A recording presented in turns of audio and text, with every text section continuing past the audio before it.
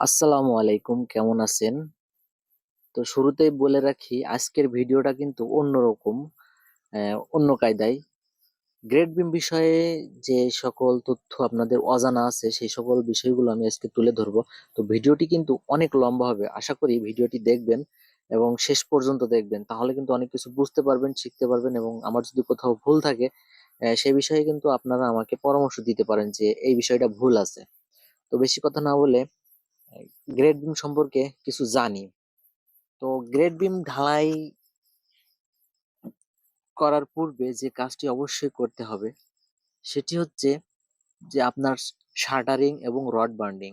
Shuttering যখন করবেন তখন কিন্তু ওয়াটার লেভেল করে নিয়ে যে তলিটা ব্যবহার করা হবে, যদি মাটির পরে দেন তাহলে কিন্তু মাটিতে আগে লেভেল করে নিয়ে প্লাস্টিক বিছিয়ে নেবেন, তারপরেই কিন্তু আপনি সেন্টারিং করে রড বিছাবেন। আর যদি আপনি কাঠের শাটারিং করেন সেই ক্ষেত্রে কিন্তু আগে আপনাকে কাঠ মেরে নিতে হবে নিচেই। তো আমরা এখানে মাটির উপরে যে গ্রেড বিমটি দিয়েছি এখানে কিন্তু বেসিক্যালি আমরা যে মাটি সরাসরি কিন্তু মাটিতে আমরা ঢালাইটা দিচ্ছি না, আমরা কিন্তু নিচে কিন্তু প্লাস্টিক ব্যবহার করা আছে। প্লাস্টিকের উপরে যখন আমরা ঢালাইটি দেব তখন কিন্তু সরাসরি মাটিতে কিন্তু রসটা টানবে না, এবং বোর্ডে তো প্লাস্টিক আছেই, সরাসরি মাটিতে যখন রসটা টানবে না তখন কিন্তু ঢালাইটা অনেক মজবুত হবে। আর যখন আপনি সরাসরি মাটিতে কিংবা বালুতে যখন ঢালাইটি দিবেন তখন কিন্তু দেখা যাচ্ছে যে সাথে সাথে যে রসটা চলে যাবে, তখন কিন্তু আপনার বড় একটা ক্ষতি হয়ে যাবে। ক্ষতিটা বলতে কি, যখন দ্রুতভাবে পানিটা নিষ্কাশন হয়ে যাবে তখন কিন্তু ঢালাইটা ফেটে যাবে। আর এই ফেটে যাওয়া মানে ঢালাইটা সম্পূর্ণটাই দুর্বল হয়ে যাওয়া। আর রডের কাজে যারা আরসিসির কাজ করেন তাদের বেসিক্যালি যে বিষয়টা জানা জরুরি সেটা হলো রডের ক্লিয়ার কভার।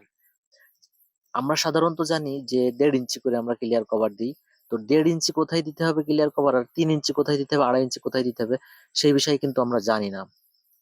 তো যখন আমরা মাটির নিচ লেভেল অর্থাৎ যে ঢালাইগুলো মাটিতে ব্যবহার হবে, মাটির সাথে লেগে থাকবে, সেই জায়গায় কিন্তু আমরা 3 ইঞ্চি ক্লিয়ার কভার ব্যবহার করি।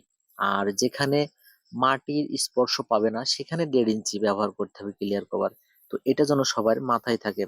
আর গ্রেড বিমের ক্ষেত্রে অবশ্যই যে নিচের অংশই 2.5 ইঞ্চি আপনার ক্লিয়ার কভার রাখতে হবে এবং উপরে 1.5 ইঞ্চি, সাইডে 2 ইঞ্চি 2 ইঞ্চি, এটা অবশ্যই মনে রাখবেন। তা না হলে কিন্তু আপনার ঢালাইটা দেখা যাচ্ছে যে যদি ক্লিয়ার কভার কম থাকে, মাটির রসে কিন্তু যখন মানে রসে যখন ঢালাইটা ড্যাম হয়ে যাবে তখন কিন্তু বিল্ডিং এর অনেক বড় একটা ক্ষতি হয়ে যাবে। তো আমরা যে বিমটি ঢালাই দিচ্ছি এখানে কিন্তু আমাদের যে খোয়া আছে, অনেকে খোয়া ব্যবহার করেন, অনেকে পাথর ব্যবহার করেন। তো আমরা এখানে কিন্তু ইটের যে খোয়া সেই খোয়াটি ব্যবহার করছি।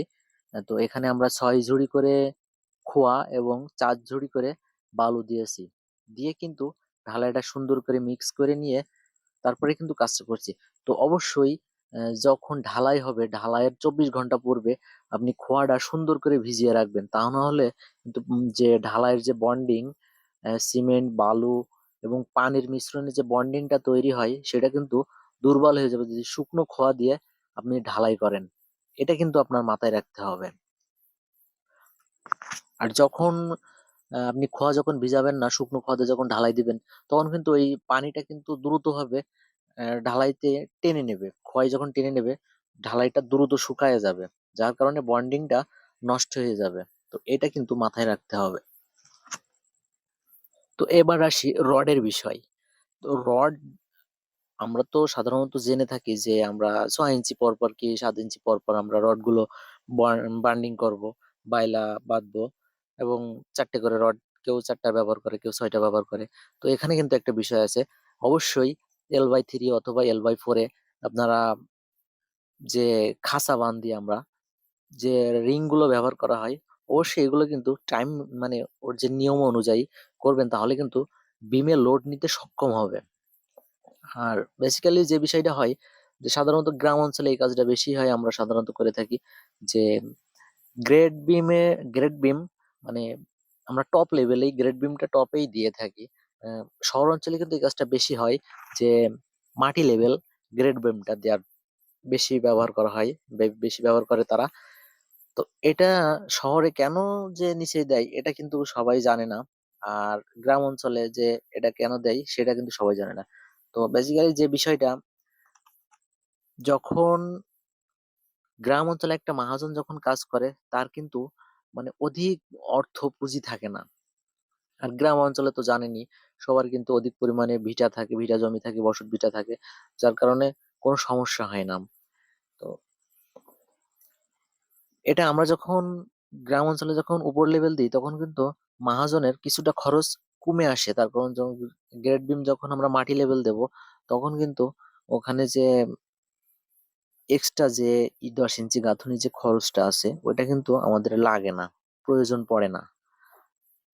আর শহর অঞ্চলে এটা দেওয়া হয় যে আপনি যখন একটা 5 তলা ফাউন্ডেশন করছেন, সাইটে যখন 5 তলা আবার একটা ফাউন্ডেশন হবে কিংবা 10 তলা ফাউন্ডেশন হবে, সেখানে সেখানে কিন্তু 5 ফিট কিংবা 7 ফিট মাটি কেটে নিবে।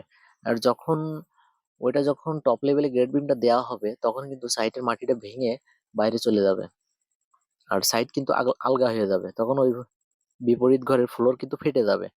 এই জন্য ওটা যখন মাটি লেভেল দেওয়া হয়, মাটির নিচে যখন দেওয়া হয় তখন কিন্তু এই পাশে মাটি কাটলেও ওই পাশের যে ফ্লোরের যে মাটিগুলো আছে ওইটা কিন্তু আর বের হয় না, সহজে বের হয় না। যার কারণে কিন্তু শহর অঞ্চলে এটা ব্যবহার করা হয়। তো গ্রেড বিমের ঢালাইয়ের সাথে সাথে ঢালাইয়ের পূর্বে অবশ্যই সুতা টাঙিয়ে সুন্দর করে বোর্ডগুলো সোজা আছে কিনা এটা চেক করতে হবে। তারপরে যে আমাদের রডের ক্লিয়ার কভার গুলো অ্যাকুরেট ভাবে সঠিক আছে কিনা এটা কিন্তু চেক করতে হবে। আমাদের ভাইব্রেশন, যে ভাইব্রেশন মেশিন ব্যবহার করা হয় এটা, হ্যাঁ এটা কিন্তু আরেকটা গুরুত্বপূর্ণ বিষয়, ভাইব্রেশন মেশিন। তো আমরা মনে করি যে এক জায়গায় মানে ভাইব্রেশন করলেই মনে হয় সবচেয়ে বেশি ভালো হয়, এক জায়গায় অনেকক্ষণ ধরে রাখলে মনে হয় ওই জায়গাটা সবচেয়ে শক্ত হয়। আসলে না, যখন ভাইব্রেশন করা হয় তখন ওর যে কম্পন আছে ওই কম্পনের কারণে যে ভারী খোয়াগুলো বা পাথরগুলো কিন্তু নিচে চলে যায়, আর যেগুলো নরম সেগুলো, যেগুলো পাতলা হালকা সেগুলো কিন্তু উপরে ভেসে আসে।